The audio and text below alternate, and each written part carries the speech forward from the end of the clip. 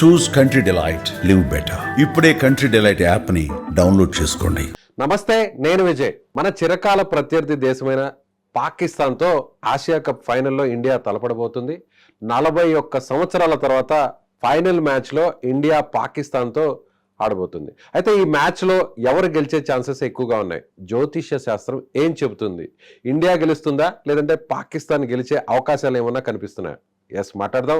ప్రముఖ జ్యోతిష్య పండితులు కృష్ణమాచార్యులు గారు ఆన్లైన్లో ఉన్నారు. నమస్తే అండి. గురుగారు, ఎవరు గెలిచే అవకాశాలు ఉన్నాయి? జ్యోతిష శాస్త్రం ఏం చెబుతుంది?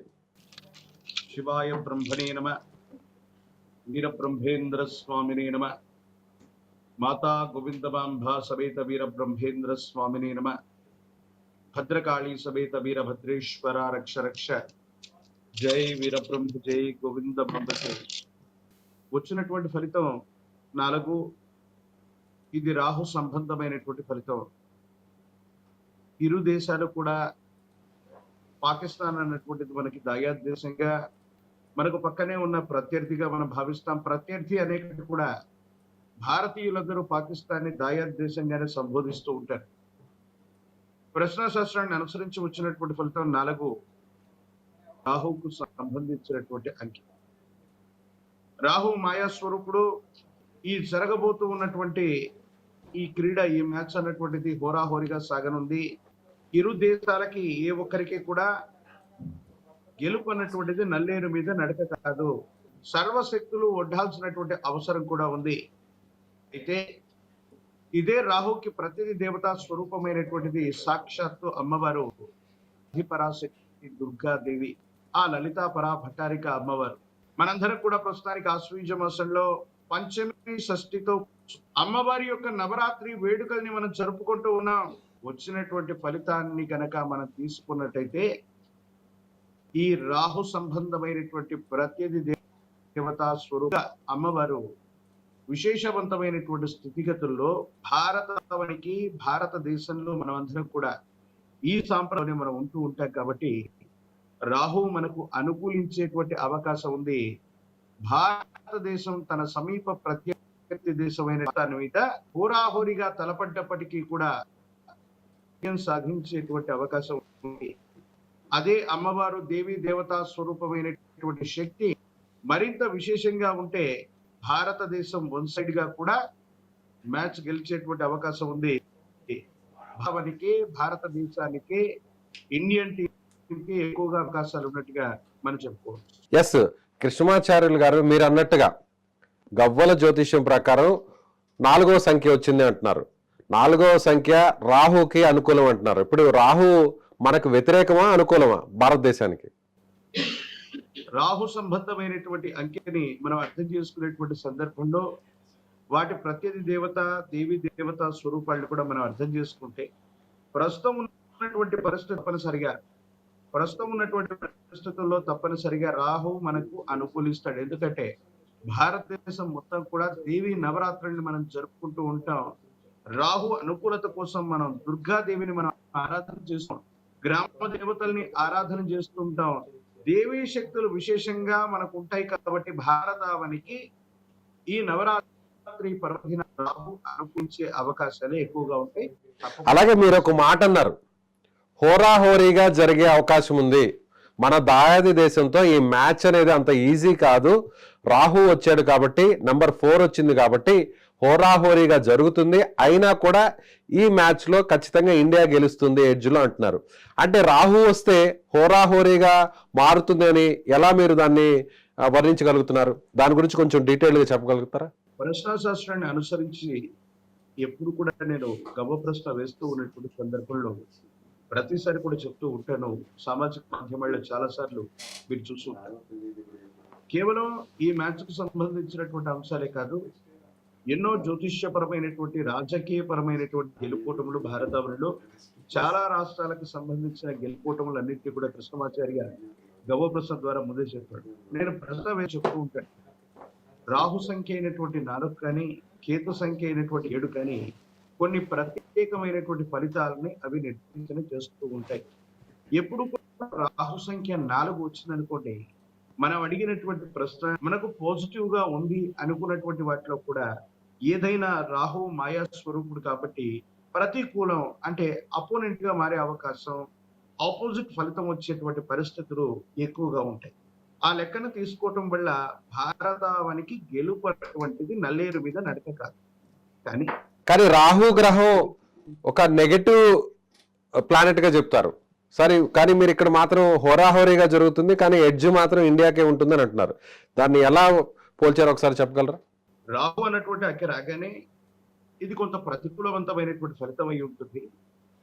ఈ ప్రతికూలవంతమైనటువంటి ఫలితాన్ని మనం ఎలాగా మరి పూర్తిగా విశ్లేషణ చేస్తామంటే, రాహు అధిదేవతా స్వరూపాలైనటువంటి సర్పదేవతా స్వరూపాలు, గ్రామదేవతా స్వరూపాలు, వీటి నుంచి దుర్గామాతను గనక విశేషంగా పూజిస్తూ ఉంటే రాహు అనుకూలవంతం అవుతుంది. పాకిస్తాన్ ఇండియాకు పోల్చుకుంటే ఈ రెండు కూడా మతపరమైనటువంటి దేశం.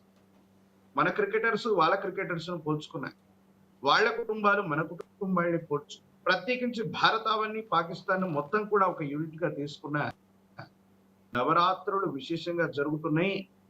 చాలా భక్తి ప్రపత్తులతో మనమంతా కూడా ఉంటున్నాం.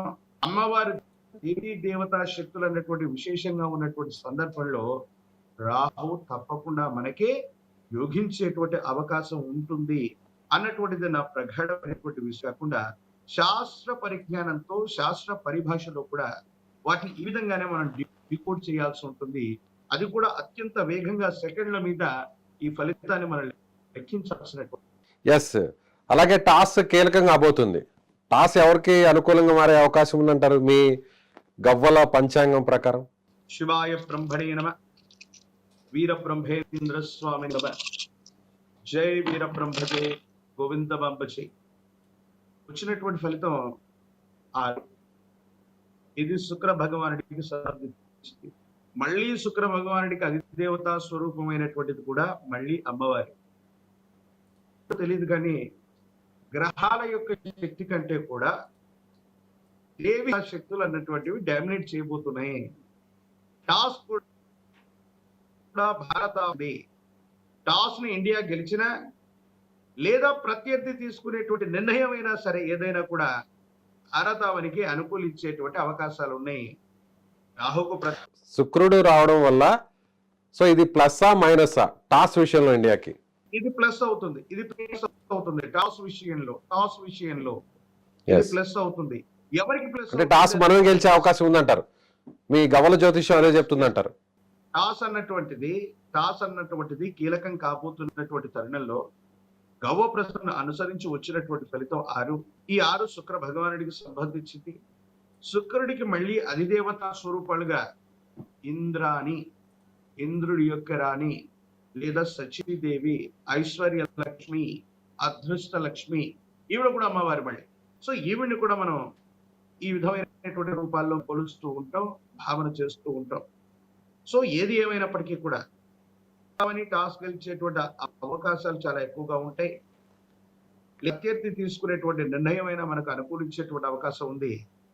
ముమ్మాటికి టాస్ విషయంలో కానీ మ్యాచ్ యొక్క మొత్తం ఫలితం కానీ అమ్మవారి దేవీ దేవతా శక్తుల యొక్క అనుకూలత వల్ల రాహు వచ్చిన శుక్ర భగవానుడి యొక్క స్థితిగతులైన అంటే మరింత లక్ని తీసుకురాబోతున్నాయి. గురుగారు, ఈ విషయంలో చాలా సున్నితమైనటువంటి విషయం ఇది. యావత్ దేశం అంతా కూడా క్రికెట్ అభిమానులందరూ కూడా ఖచ్చితంగా ఈ మ్యాచ్ కోసం అందరూ కూడా 1000 కళ్ళతో ఎదురు చూస్తున్నారు. అందరూ కూడా ఏకపక్షంగా ఇండియా మ్యాచ్ గెలవాలని కోరుకుంటున్నారు. ఆ దిశగానే ఇప్పుడు వరకు కూడా మనం పాకిస్తాన్ని ఈ సిరీస్లో 2 సార్లు చిత్తుగా ఓడించాం. ఇప్పుడు 3వసారి ఫైనల్కి వచ్చాం. అయితే మీరేమంటున్నారంటే నెంబర్ 4 వచ్చింది కాబట్టి మ్యాచ్ రిజల్ట్ విషయంలో కాస్త టఫ్గా మారుతుంది, అయినా కూడా ఇండియా గెలుస్తుంది అంటున్నారు.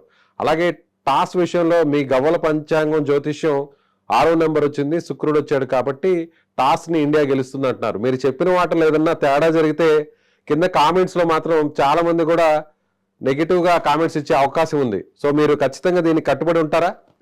జగద్గురు శ్రీమద్ విరాట్ పోతులూరి వీరబ్రహ్మేంద్ర స్వాముల వారి యొక్క దివ్యమైనటువంటి ఉపాసన ఫలితంగా మాకు సిద్ధించినటువంటిదే ఈ ప్రశ్న జ్యోతిష్యం.